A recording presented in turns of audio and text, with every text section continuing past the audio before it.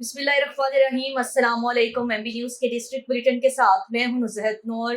Bulletin का बाकायदा आगाज कर लेंगे और सबसे पहले खबर शामिल करेंगे टोबा टैक्सिंग से मियां जहांजेब की रिपोर्ट के मुताबिक, जहां पर किसान भाइयों से मुलाकात की गई। अमीर जमात इस्लामी और चेयरमैन किसान बोर्ड जोन टोबा टैक्सिंग मियां वकील अहमद ने मुख्तलिफ देहात में किसान भाइयों से मुलाकात की और गंदम की सरकारी कीमत पर खरीदारी न होने की वजह से किसानों के नुकसानात के अजाले के लिए डेटा फॉर्म तकसीम करते हुए कहा कि साबिक हुकूमत ने गंदम की काश्त के वक्त जो पॉलिसी तय की थी, इस पर अमल दरामद नहीं किया और जिन बासर हुकूमती नुमाइंदों ने गंदम दरामद करके 85 अरब से जायद कमीशन कमाया और मुल्की खजाने को नाकाबिले तलाफी नुकसान पहुंचाने के मुर्तकिब हुए हैं, उनके खिलाफ कानूनी कार्रवाई अमल में लाई जाए।